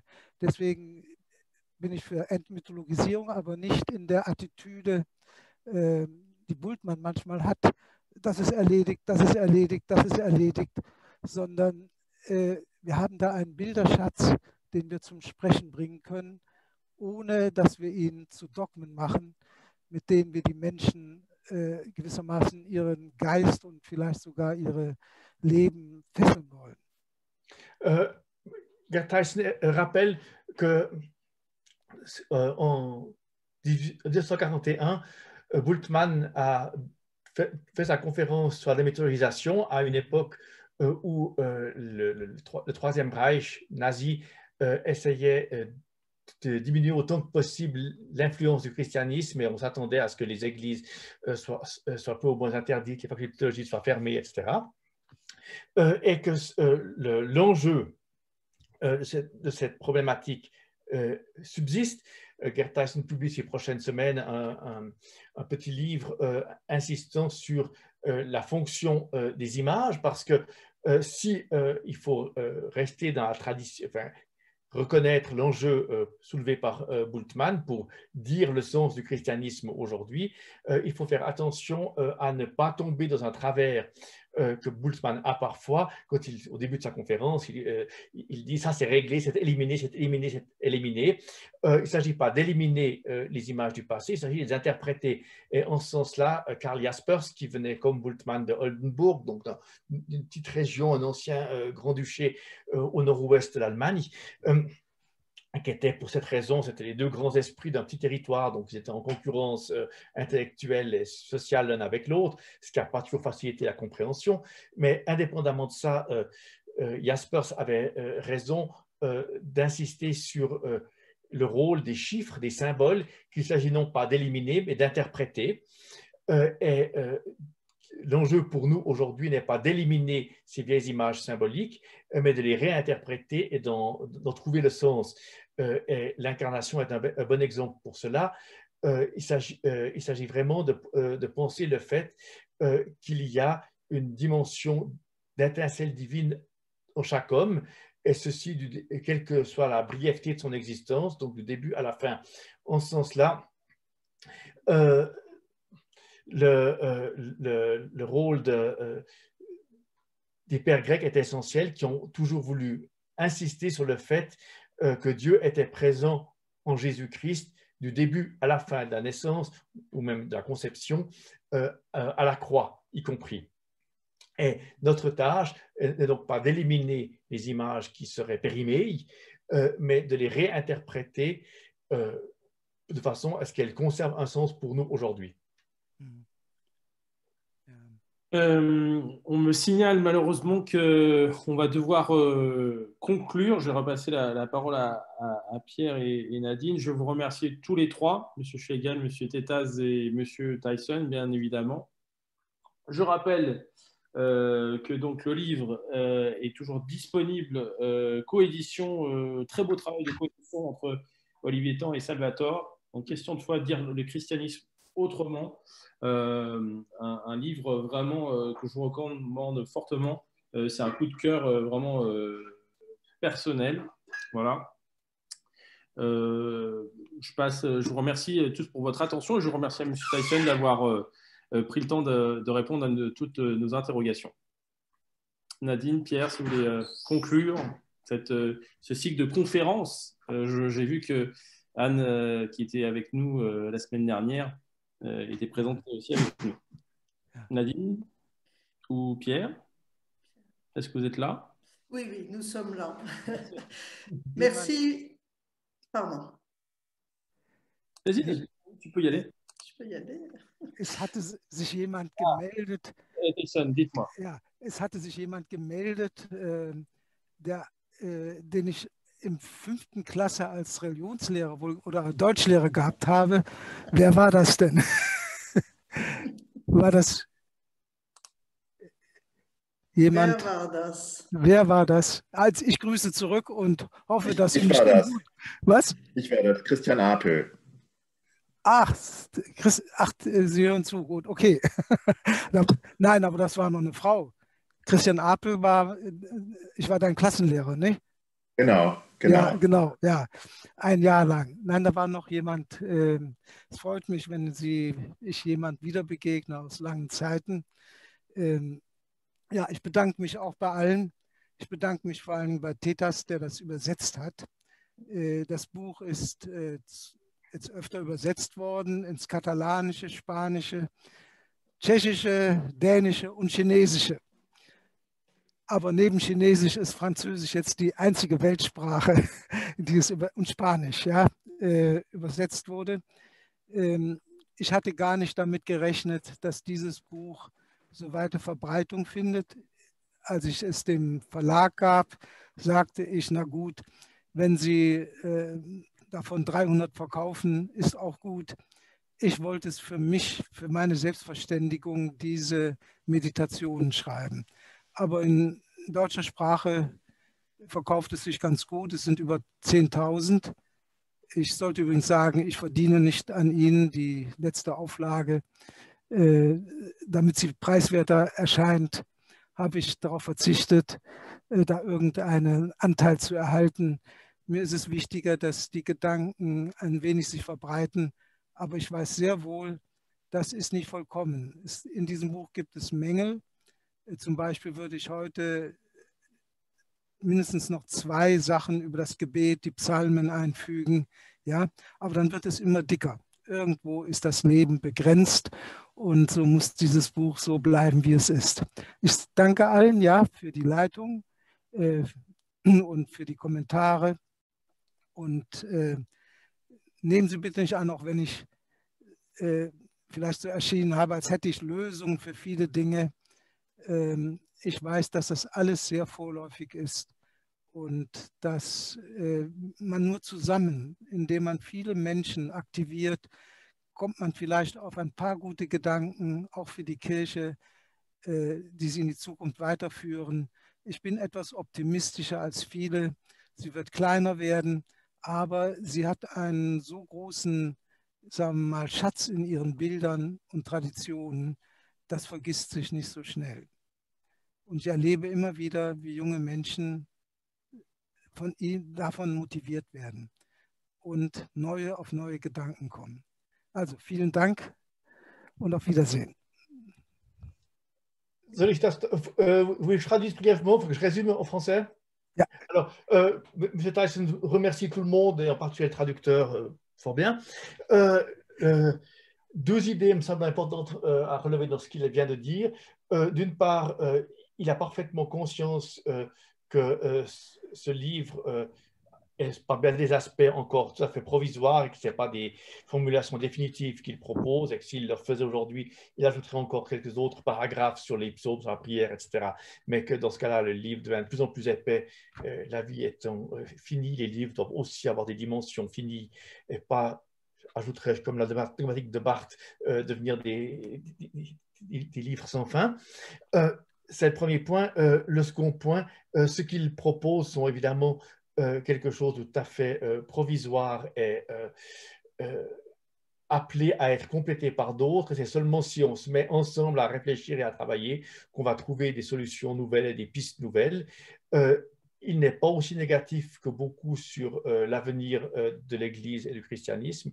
Certes, l'une et l'autre, l'Église a diminué de dimension, mais il y a un tel trésor d'images et de ressources dans le message de l'Église qu'il est persuadé que cela va continuer à animer et à enrichir les gens très longtemps encore. Et donc, il n'y a pas de raison de se décourager. Il faut simplement se mettre au travail et arriver à rendre vivants les trésors d'images et de ressources réflexives dont l'Église est riche.